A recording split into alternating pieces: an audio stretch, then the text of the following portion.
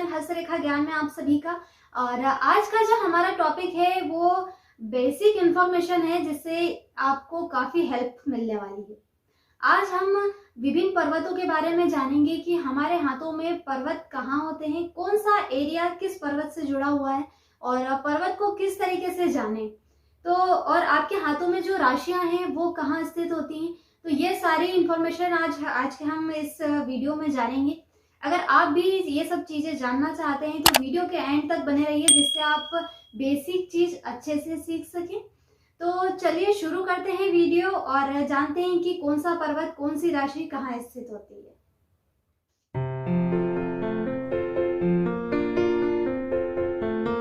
सबसे पहले हम हमारे हाथ की उंगलियों के बारे में बात कर लेते हैं कि किस उंगली को किस नाम से जानते हैं।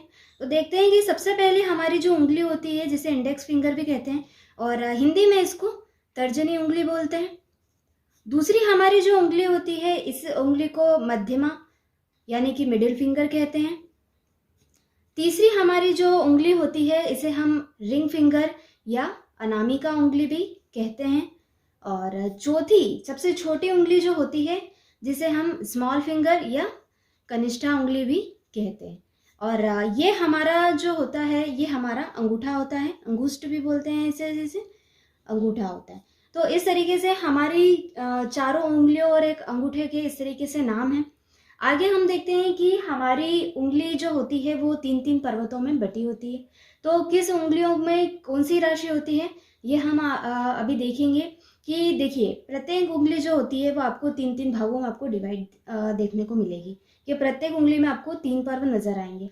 और जिसमें से पहली उंगली जो होती है उसका पहला पर्व जो कहलाता है वो मेष राशि होती है। उसमें दूसरे वाले पर्व में वृषभ राशि होती है।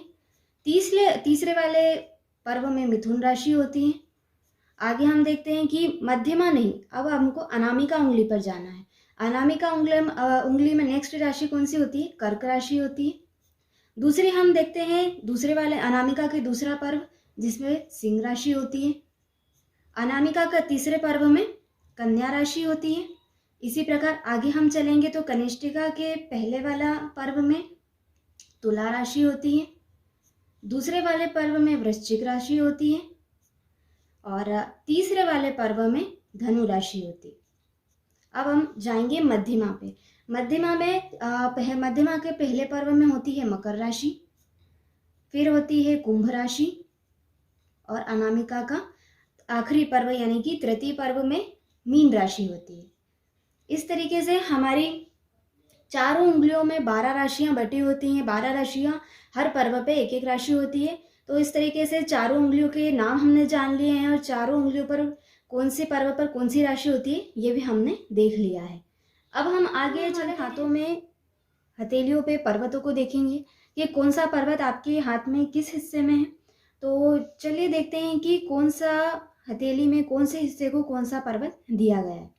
अब हम देखते हैं कि पर्वत जानेंगे कैसे, होता क्या है। हमारी हथेली का हर वो हिस्सा जो उठा हुआ हो यानी कि आपकी हथेली में जो हिस्से उठे हुए हैं वो हमारा पर्वत कहलाते हैं। तो यहाँ पर आपको 3 रेखाएं तो नजर आ ही रही होंगी कि ये हमारी हृदय रेखा होती है, ये हमारी मस्तिष्क रेखा होती है और ये हमारी जीवन रेखा होती है। तो हम देखते हैं कि कौन सा पर्वत कहाँ होता है। तो तर्जनी और मध्यमा के जहाँ संधि होती है यानी कि तर्जनी और मध्यमा के बीच का हिस्से से अगर हम नीचे की तरफ इस तरीके से एक लाइन नीचे की तरफ लेके आए मस्तिष्क रेखा तक, तो ये जो हमारा हिस्सा होता है ये हमारा गुरु पर्वत होता है। यानी कि हर व्यक्ति के हाथ में आपको पर्वत उठे हुए नजर नहीं आएंगे। ये जरूरी नहीं है कि आपका गुरु पर्वत आपका उठा हो। आगे हम दूसरे पर्वत भी देखेंगे तो ये जरूरी नहीं है कि आपके वो पर्वत उठे हैं, लेकिन पर्टिकुलरली ये हिस्से को गुरु पर्वत नाम दिया गया है। तो ये आपका हिस्सा जो है वो गुरु पर्वत कहलाएगा। इसके बाद हम आगे देखते हैं तो मध्यमा और अनामिका के बीच इस तरीके से लाइन हम नीचे की तरफ लाएं और फिर हम उसको बृहस्पति पर्वत की तरफ ले जाएं तो ये वाला जो एरिया होता है ये शनि पर्वत कहलाता है। इसी तरीके से जब अनामिका और कनिष्ठा के बीच से हम लाइन को इस तरीके से लाएं और शनि पर्वत की तरफ लेके जाएं तो ये वाला एरिया आपका सूर्य पर्वत कहलाता है। और ये वाला हमारा पर्वत जो है वो बुध पर्वत कहलाता है। तो इस तरीके से हमारी चारों उंगलियों के अलग अलग पर्वतों को स्थान दिए गए हैं। आगे हम देखते हैं कि ये जो हमारी उंगली होती है, तर्जनी उंगली, ये आपकी गुरु का प्रतिनिधित्व करती है। तो ये उंगली जब मोड़ने पर जिस पर्वत पर टकराएगी तो वो आपका गुरु पर्वत होगा। और मध्यमा उंगली जो है वो शनि का प्रतिनिधित्व करती है।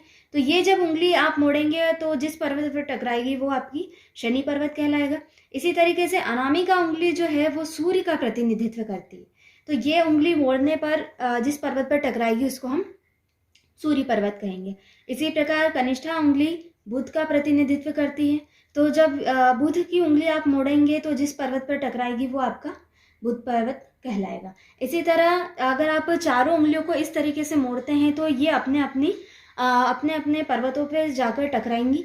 तो आप ये पता कर सकते हैं कि कौन सा पर्वत आपका कहाँ पर बन रहा है। अब हम आगे देखते हैं कि जब अंगूठे के मूल से इस तरीके से हम लाइन खींचते हैं, इस तरीके से यहाँ पर, तो ये जो हिस्सा होता है इसको हम मंगल पर्वत कहते हैं। ये जो एरिया होता है ये मंगल पर्वत कहलाता है। तो मंगल पर्वत को भी आप देखेंगे कि दो जगह पे आपको दिखेगा मंगल पर्वत। एक ये पर्वत होता है, एक ये पर्वत होता है।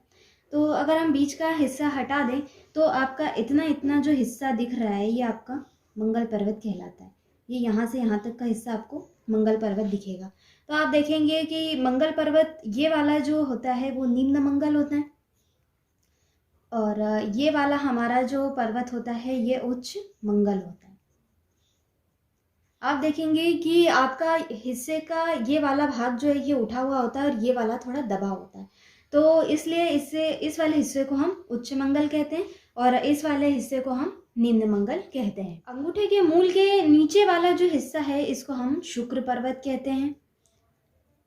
और क्योंकि अंगूठा जो है वो शुक्र का प्रतिनिधित्व करता है, तो जब आप अंगूठे को भी इस तरीके से मोड़ेंगे तो ये आपका शुक्र पर्वत की तरफ जाएगा और शुक्र पर्वत से टकराएगा। तो ये जो क्षेत्र है ये आपका शुक्र पर्वत कहलाएगा। इसी प्रकार आप मंगल के नीचे की तरफ इस तरीके से अगर लाइन खींचते हैं थोड़ा घुमावदार, तो ये जो आपका क्षेत्र है ये आपका चंद्र पर्वत कहलाता है।